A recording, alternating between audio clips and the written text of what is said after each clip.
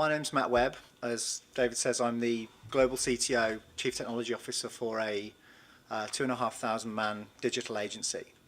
I am a technologist by heart. I was brought up by artists. I do have a degree in AI. It has been fundamentally useless to me for 20 years, but it's a technology I've always kept up with.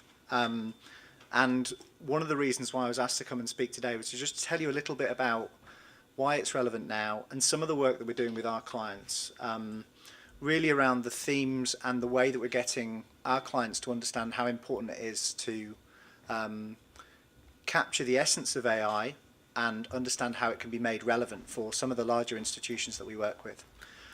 It's worth saying that my typical audience is corporate, C-suite, and students at Reading University. So this is a new audience for me, so feel free to ask questions, hopefully towards the end, but if there's something really burning, feel free to chip in. So what we're going to talk about today is just a quick introduction to my company, or the company I work for, not death by PowerPoint, just a really quick intro. I'm going to talk a little bit about the pace of change, so why it's relevant now to think about AI, but where it comes from, what the history is. It's fair to say that AI is a topic, machine learning, artificial intelligence, cognitive science, is a topic that can very easily be quite scary. It can very easily turn a dark corner, particularly in terms of the press that it gets. So I wanted to take a slightly different view today. There definitely is a dangerous aspect to it, but I wanted to talk a little bit about why we might need AI and why it could potentially help us and how it could potentially help us. I'm going to focus a little bit about the kind of more attainable versions of AI, so primarily around bots and marketing-driven communications, and then a little bit which hopefully triggers some conversation around some of the possibilities. So just a quick introduction to Mirum and why I'm here, really. So my role is to really kind of get people talking about what the cutting edge of technology is and tying that to some of the kind of legacy systems. And we do that across 42 offices. Our clients are some of the bigger clients, bigger industry clients around the world, are people like, say, Bayer, HSBC, Unilever, those types of people. So we're pretty used to speaking to fairly old school institutions. We ourselves come from an old school institution. We're part of the WPP network, and we sit under the J. Walter Thompson brand, so the advertising arm. And our kind of piece is the digital arm. That's it. That's the bit about Mirum done. So let's talk a little bit about the technology and the trend, and let's talk about the history. So let's go back 100 years. Let's go back over the last 100 years. Let's look at how long it took to get mass adoption for some of the things that we would have called technology 100 years ago. So let's look at electricity, car, phone, cooking stove. Let's look at how long it took to reach 80 to 90% adoption in the Western world. And we're talking about 60 or 70 years. So let's just look at that curve. Roll forward, and we have the PC and internet, and it took 15 to 20 years to get adoption up to the 90% in the Western world. So again, look at the state of that curve. Move forward to the smartphone, the dawn of the smartphone. We're talking about 6 years adoption to 6 years to get to 90% adoption, which is an incredible curve. And the reason that this slide exists is for two things. One is to say, what's next? Look at how the rate of change in whatever's next may affect us now and will potentially affect everybody. It also points to the type of businesses that created and the type of institutions that created these technologies. So, for example, if you look at a lot of those technologies from 100 years ago, they were born out of very mechanistic command and control institutions and corporates. So the way that we built things back in those days was very much, let's make more stuff, let's production line. Roll forward to today, and we're talking about an incredible situation where all technology is combined, all technology is connected, there's masses of data, there's no linear path to any of the digital information that sits within our world. everything is interconnected. So it's the internet of everything, all scrambled up, connected in every which way you could possibly imagine. And that's only going to get worse. And that's going to get worse for we as individuals, groups, communities, and countries. So what I'm saying here is we've gone from a world where it was command and control and make more stuff, more is better, to a world where it's about collaboration and making better stuff is what people really value. So then you turn around and look at the technology. So if you look at the digital world, in the 90s we had a PC to focus on. We had a very narrow band which we could communicate with people. So as an agency, it's very easy for us. All we were really doing is building for a keyboard and mouse. Then the smartphone revolution came along and everybody said, let's make everything mobile first. So the way you would communicate with communities, people and citizens would be through mobile first. So we ourselves worked on quite a few government initiatives where we took their entire web presences and made them mobile first. And we're almost in another epoch now. We're in another world where it's the digitization of everything. So we're in this world where actually somebody might be accessing all this information in a few years' time purely through voice. There's augmented reality reasons to create content now. The funny thing is we can't look at each of these as individual touch points. Anybody that's been involved with the Internet of Things knows that that's not just one thing that sits on its own. It's a combination of all of these things. So we're in a world where everything merges, even if we just look at the technology. So we can't do this without talking about data. I was looking at the screens outside. It seems that data has been a pretty hot topic over this last couple of days. I love this. This is actually out of date now, but 2.5 quintillion bytes of data every day are created on planet Earth. So much so that 90% of that data has been created in the last 2 years alone. As I say, this isn't out of date. The statistic's probably even more incredible now. This is probably 2 years old. So if we look at the pace of technology, we look at the way we've delivered technology, we look at the way that people engage with technology, and now we look at the massive amount of data, you might say that with this massive expectation and this massive change, we're probably looking at a world where we might need some help. So it might not necessarily be as doom and gloom, but as there's the kind of Terminator Skynet that everybody talks about when we talk about bringing an AI into our world. It might be here where we can potentially just do something to help us through this landscape. And AI might be the thing that we can use. So let's take a practical example. So in our world, we tend to classify communications or tasks by groups, and particularly around data. So just looking at the data for a second. Everyone in this room probably has a smartphone or two. If you look at the explicit personal data that is on that smartphone and think about how each of those services could be connected together, that is very explicit personal data. Quite a lot of that data you probably don't want to share. Then if we look at publicly available data, so government data, weather, stocks and shares, imagine what you could do with that data if you could combine it. Imagine what you could find out about people and how you could personalize information by combining that data. But it's not just that. Now imagine if you knew a bit more about somebody's personal circumstances. Now imagine you know what gym they go to. You know what their family members are like. You know their personal circumstances through their hobbies. So now you've got a whole other stream of data that you're trying to combine. If we as humans try to work out what's the best way of portraying information and gathering intelligence and giving the right relevant information and content at any one time, chances are that's going to be very complicated, and we're going to end up in a situation where we'll just go with the line of least resistance. We'll have a target group of people. We won't have it personalized. So this is where we feel that AI comes in. Please bear in mind this is just one example of how we could potentially use data. So if we talk about putting AI as a wrapper around a particular, and in our case it's a customer, we're talking about citizens and users and individuals is what we're really talking about. Let's talk about putting AI around those. So in order to delve into how we're going to put AI around it, let's just look a little bit about what AI is, what artificial intelligence is. So apologies to anybody in the room who's in depth with this subject. This is really around getting to the heart of how it all exists. So let's look at the history and let's look at the idea. So on the left of your screen, you'll see a human neuron. We have 100 billion of these in our heads. In our heads is still the most complicated thing on earth.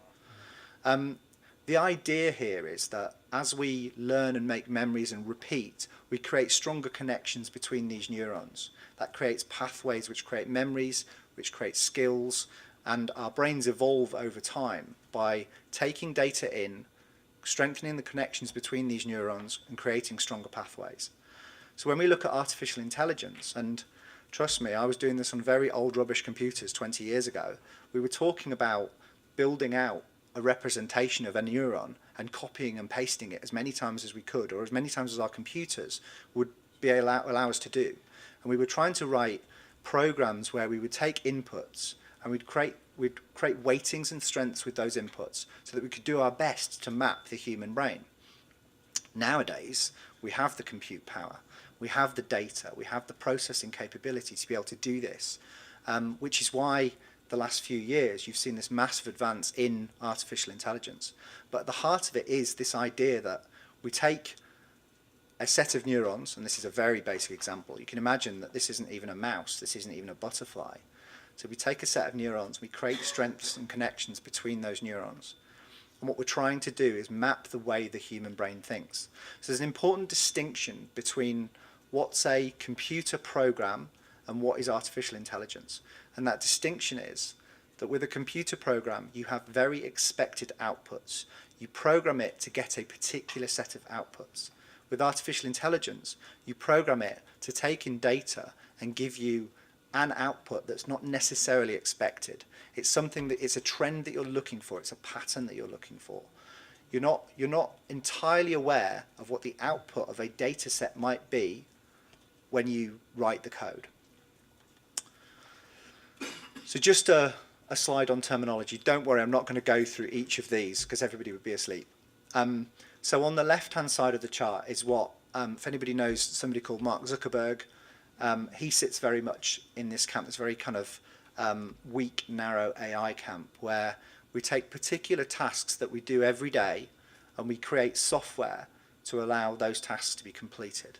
So things like chatbots, things like automated tasks and scripts that you would run on your computers based on a set of general inputs, they are things that are considered narrow or weak AI.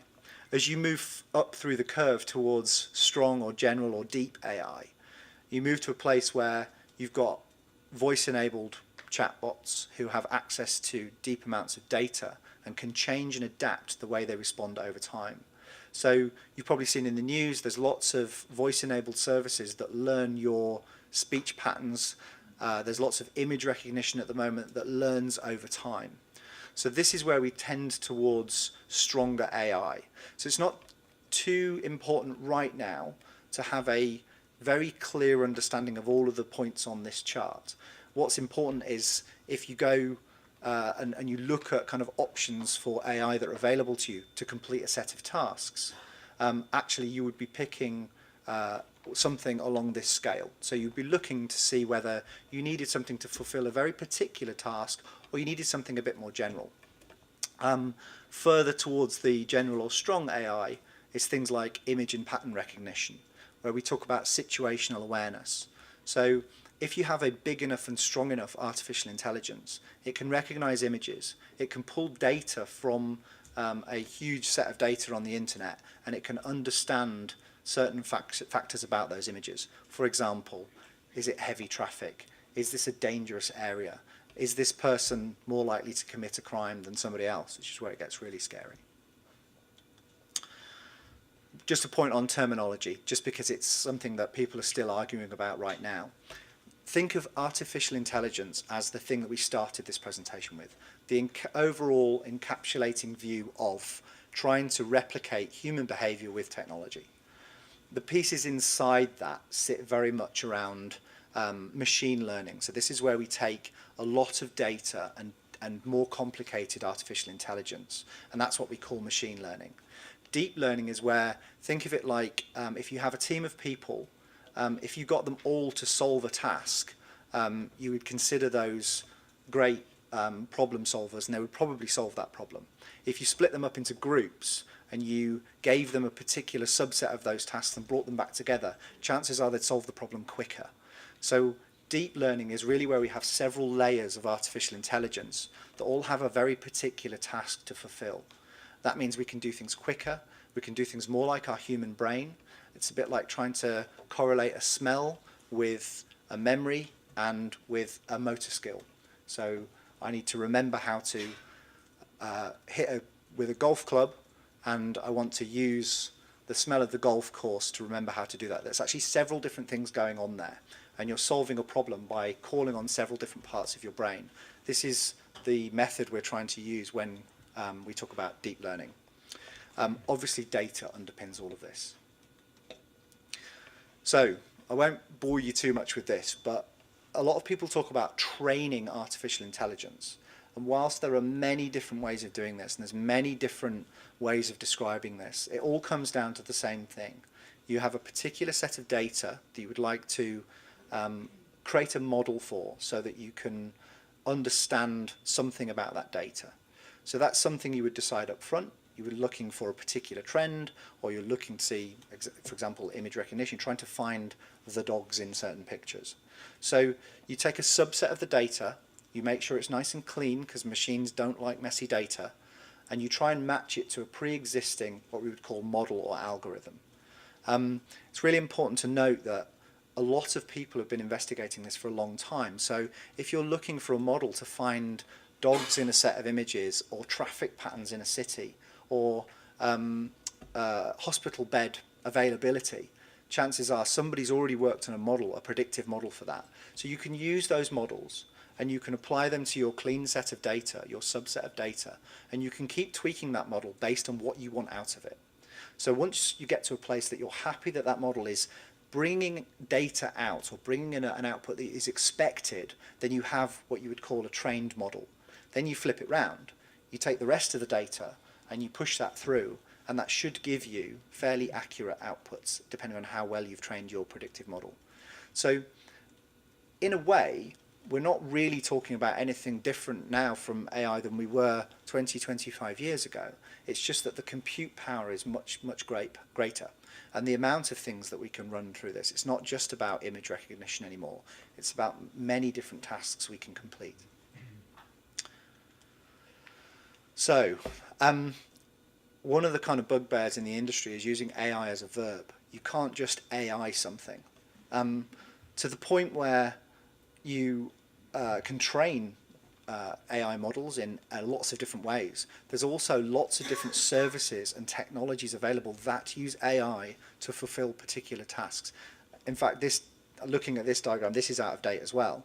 So the point I wanted to make here was that as somebody who would run a corporate or an institution, you probably got a lot of tasks that you would like to fulfill. Chances are there's going to be a particular service available to you that runs a particular set of models that allow you to fulfill that particular task. You can't just go to Microsoft and say, can you AI this for me? To that point, these are the kind of big players in the space at the moment. So these are the guys that they don't have a particular service, they have a set of services or a set of models. I'm not on commission, I'm not trying to sell these guys to you. These are the ones, if you Googled it this afternoon, or Binged it, they'd show right up there in terms of machine learning tools that you can use now. And they go everywhere from predictive analytics, so again, going back to traffic examples, predicting when's likely to be worse traffic based on weather data, community data and police data, right the way through to Deep Dream, where if you want to create artwork based on several different models, you can do that if you have a complicated enough model. So I'm not going to go through this in detail, I just wanted to let you know that this afternoon, if you so wished, you could spin up Microsoft Azure, sign into their service, take your data, push it through and put in what we would call the features, or basically the things that you're looking to get out of the model. On the left is how you put the model in and how you train it. In the middle is how you add the features. And on the right is basically how you would take that model that you've created and serve it up to your business or institution. So you end up in a situation where you can create something that is highly shareable and highly scalable. I told you I wouldn't last long on that one. So going to focus really on bots and MADCOMs. So this is almost a more attainable area of artificial intelligence for two reasons. One, it's a lot easier to get involved with more quickly. The main reason is it's more relevant to more people right now. So for example, if we were going to talk about AI as a concept, I think we could all have a fairly interesting conversation. I certainly could. If we talk about what's relevant in technology now to our citizens and people and humans in general, is how do we make their lives more easy and more straightforward? How do we take the moments of pain? How do we surface the right information at the right time? So bots and machine-driven communications are really a focus right now, particularly for this particular event. So I'm going to take an example of a chatbot-based interface. So this is just one of many chatbots. So this is Microsoft Messenger, and this is being able to book a flight on KLM. So presumably most people have used some sort of messenger bot in the room. Nods. So if you go to Microsoft Messenger, you can add the KLM bot, you can search for a flight, you can book a flight, you can change your seat, you can check in, you can add baggage, you can print your boarding pass and view your boarding pass without ever going near the app or the website. And this is really important to note because you could open an app, you could open the app and do the same thing, but every app on your phone you have to learn. Every app on your phone has a particular way of working. Some people prefer to book things through this, but a lot of people would like to get closer to what we would call human-human interaction. So the reason that bots exist is we're trying to get closer to a human interaction. We're trying to get away from a system where we as humans have to learn how the computer interface is presented and then engage with it. The theory being, if we can engage with a bot, we can engage with any other bot because they're designed to function as you would your personal concierge. So you can ask your bot to book you a flight. You can ask your bot to change your seat. You can ask your bot to make sure that there's a taxi waiting on the other end. So these are the things that we're working on now. There's quite a few examples where we can do this. But this actually exists. And I just wanted to kind of make the point that Microsoft Messenger is just one of these examples. But this is something we're seeing a massive uptake in globally, particularly around services that are difficult for users and consumers to find the information that they want straight away. This is a very good way of doing that. So this is, again, quite an old example, but it's worth bringing up because let's go back to those data sets we had before. Let's go back to the personal data, the auxiliary data, and the global or generally available data. So you're getting dressed in the morning, and you rip your shirt, and you tell your home bot, damn it, I ripped my shirt. And your home bot says, would you like me to order you another one? Now, if we have everything about you and your personal data, we know that you probably should have gone to the gym a bit more this year, and you should probably have the size larger. We know that it's coming into winter because we have the weather data and it's a bit colder, so you should probably get a slightly thicker grade shirt. We also know your bank account's pretty low, and because of Brexit you probably ought to buy a cheaper shirt. And I think the other thing there is that we might need to look at the style of that shirt as well. So we're not quite sure. We definitely won't be able to get the same shirt, and the we in this case is obviously a collection of artificial intelligences. So what it's able to do is it's able to pick you out a shirt that matches all of these factors. It's then able to deliver that shirt, probably not by drone just yet, but it's able to deliver you that shirt. And you open the box and you say, well, this isn't the shirt I was wearing. This isn't the shirt that I ripped. And you put it on and you go, this is a really nice shirt. Because the bot actually knew more about you than you did yourself, and had availability to purchase, and had availability in the high street or even on Amazon. So we're in a situation where this you can do right now. This is technology that's available to us right now. Now let's tie that to other situations. What if you could find perfectly relevant material and content? What if you could find people the right housing? What if you could find people the right transport system? What if you could find all of these things based on very personal information? So just to kind of really hammer the point home, what we're trying to do is we're trying to get away from where we learn how to interact with computers. I mean, just to give you an idea, I learned technology out of a book, which I tell my kids now and they think I'm insane. And we used to learn how to interact with websites based on understanding each interface of the websites with a keyboard and a mouse. I mean, it seems incredulous to my kids and the students that we teach at the university. They think it's crazy. So what we're trying to do is, what's the path that technology should take?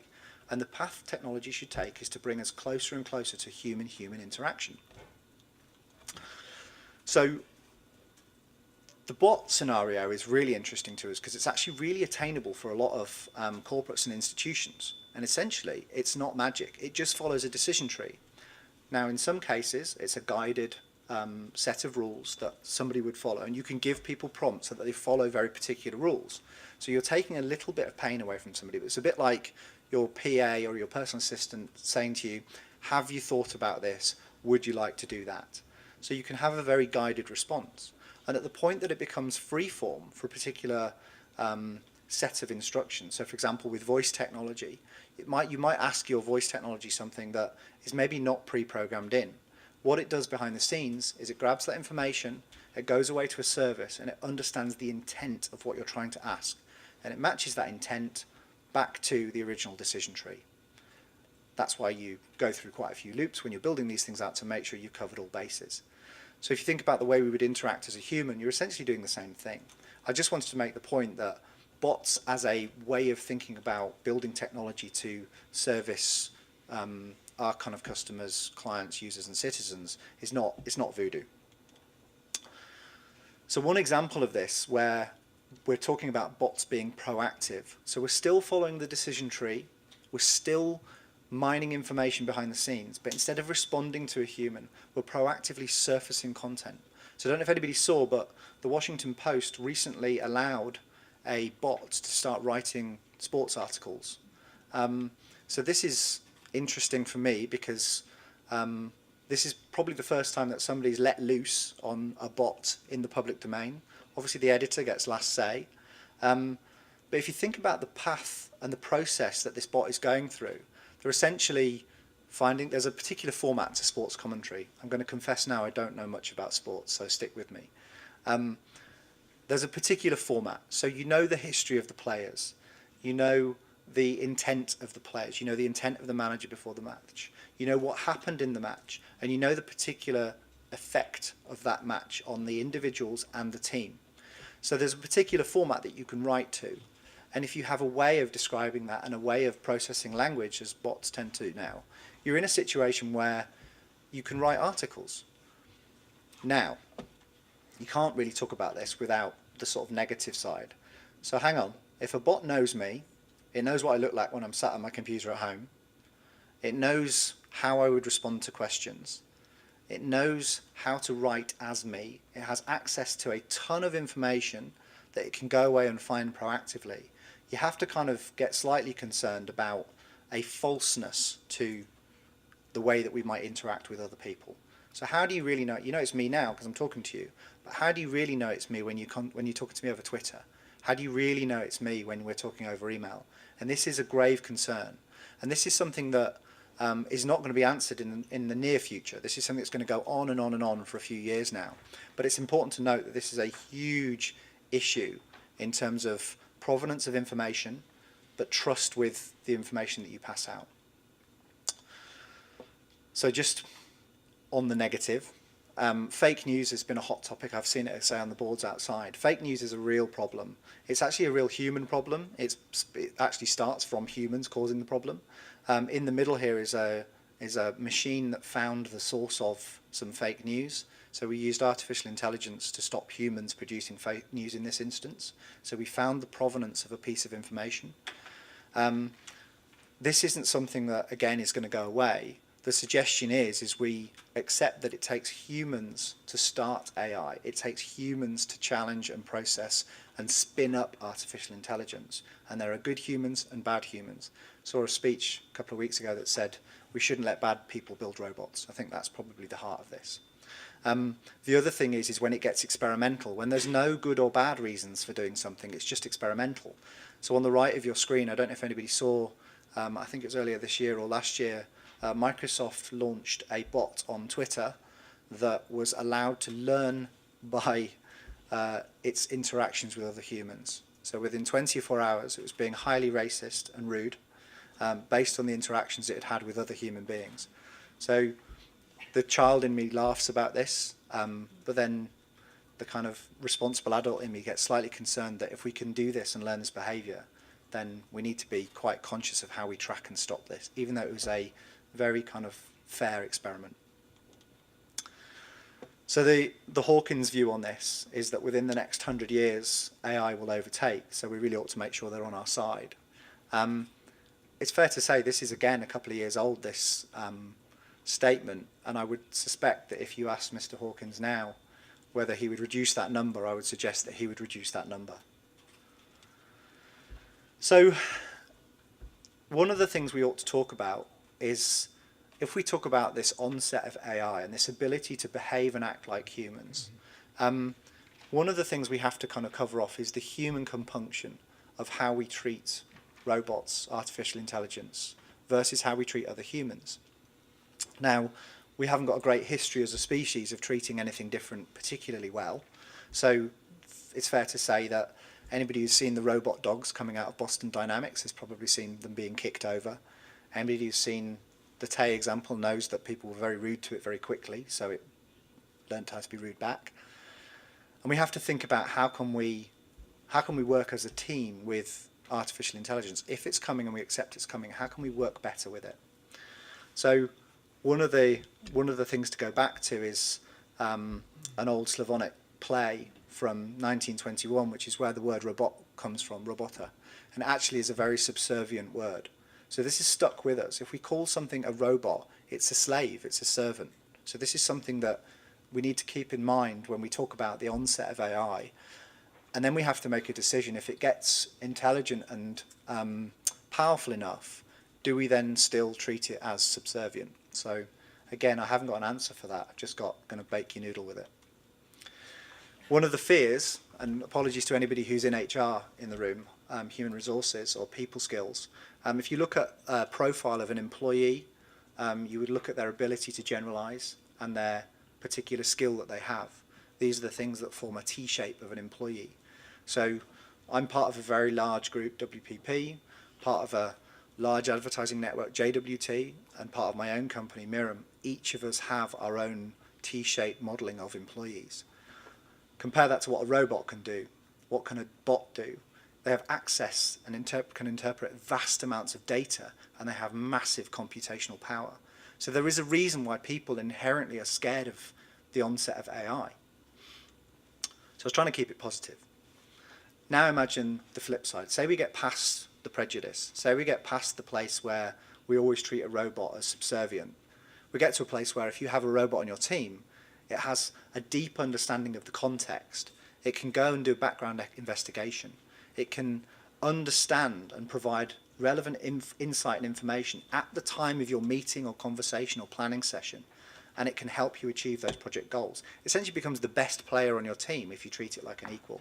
So this is a model that a lot of people are investigating right now, is how could we spin up a workshop. And a lot of people are remote workers these days, and there's quite a few examples of people doing experiments where one of those remote workers is a robot and is actively contributing and always scores highly. As soon as people find out that it's a robot, it gets bad scores. One of the examples that's right now, it's nothing to do with me or my company, it's just a great example, is IPsoft's Amelia. If you think about one of the advantages of using bots, their ability to scale massively, this is very attractive to call center type environments. So Amelia has now become an IT service desk agent, she's a mortgage broker and an invoice query agent. So she can handle thousands and thousands and thousands of interactions in any 1 second.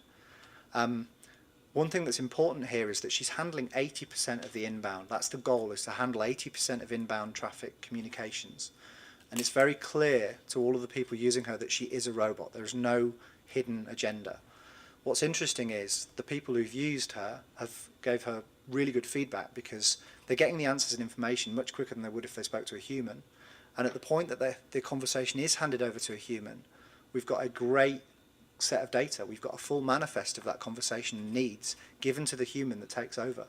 So in actual fact, she's helping streamline a lot of those situations. So I'm going to wrap up with a couple of examples, hopefully particularly related to you. The The first one I was going to give you was something that comes up a lot in terms of how do we use AI for the masses. And the first thing that comes up is always, how do we use artificial intelligence to manage our traffic in our cities? So there's several models. This is just one of them. Quite a few of the models are starting to show how would a traffic system work if we had a combination of autonomous drivers and human drivers, and we had AI-controlled intersections. This is a US intersection. I mean, judging by the faces, I'm not sure many people would be particularly happy driving on this particular junction right now. And I have to say I wouldn't either. The questions we get back are, well, hang on, how can it know the human reaction time of those humans? It can know. It knows the traffic density, it knows the flow, it knows the weather, it knows the viscosity of the tyre to road surface. It can predict all of these things within human tolerances. It can mean that you can have this type of interaction.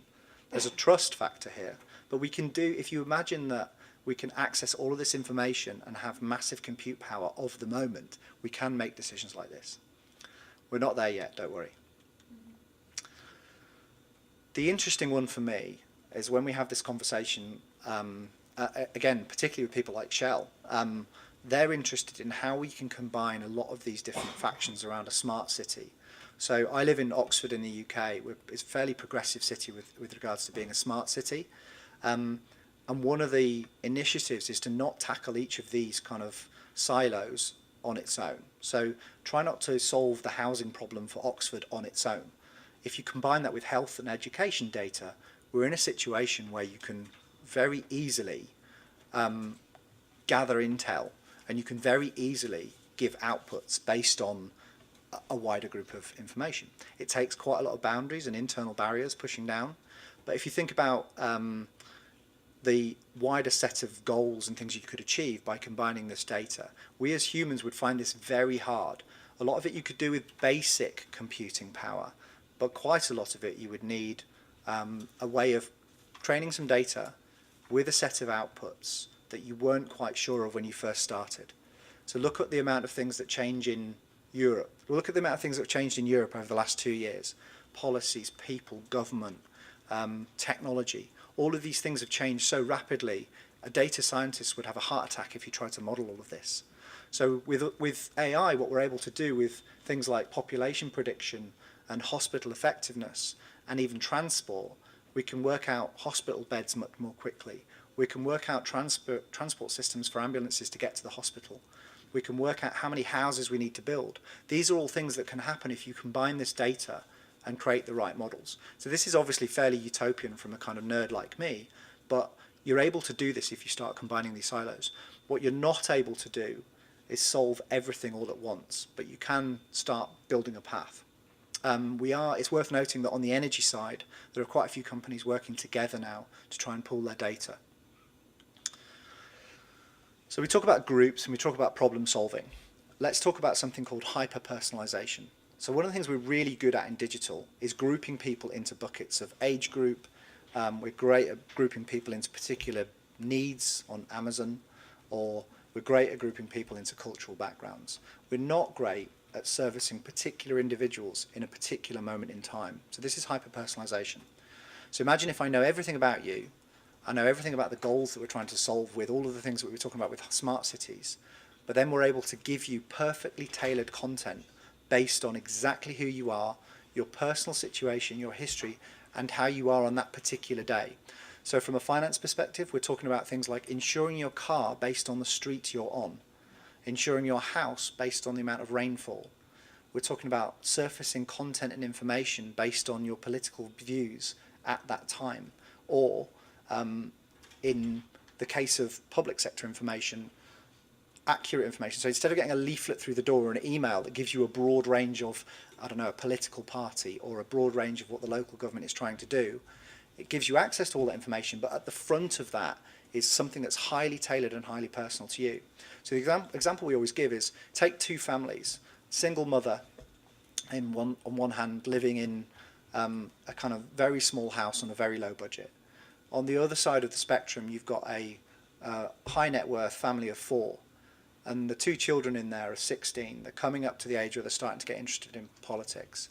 right now the way we would group those people would be very different. We would only be able to group those people in entirely separate categories. With access to the right information and the right background of combination of personal and public data, we're able to surface absolutely relevant content and information. We're able to also challenge people's current beliefs based on what you think they might be believing based on their background and how they're brought up. And we in the UK have a real problem with only voting for what our parents vote for. It's a genuine issue. Imagine if you had access to all of those kids and you could challenge their beliefs based on relevant and contextual information on their circumstances. The final one is a little bit broader, so it's a little bit more of a one for you to chat about afterwards. So now imagine we have an AI or several AIs that we're able to train on the way that people make decisions. So what if we can, over time, build up a system that not only gives us access to a hive mind of how people make decisions as a group, but also how people make decisions as an individual with the hyper-personalization. We're able to then predict what type of outcomes there might be for any particular situation. What if we were able to get people to think about how to recycle more? What if we started with that? And what if we learned that the way that people change their behavior based on whatever outputs came out of the investigation, the artificial intelligence investigation, was the same path you would use to eradicate racism? Or what if you could use an artificial intelligence that had been trained on discrimination to solve job market fairness? What if we could use particular flavors of artificial intelligence on the way that we make decisions en masse and the way we make decisions personally to find ways of solving some of the bigger issues that we have? Now imagine we use that AI, the second part of this, to source provenance of any statement given into the public domain. So that could be from corporates or citizens or politicians. What if we could take every statement that those people made, use our AI to work out how believable that statement is based on its provenance and particular ability to succeed? What if we could do that? What if we could get there over the next few years where whenever there's a statement raised, it comes with a score from several different AIs, probably in the public sector, that say, we believe the provenance of this to be, and we believe the success criteria of this to be. So it's not necessarily something we're able to do right now, but if you imagine all the things we've been talking about, access to massive compute power, clever AI, AI validating other AI, and an ongoing kind of collective of humans that believe we can do this, then maybe that is possible. So the question is for you guys, if we've outsourced all our knowledge to Google, and we're going to continue to outsource our interactions to AI, what do we end up doing? And I definitely don't have an answer for that.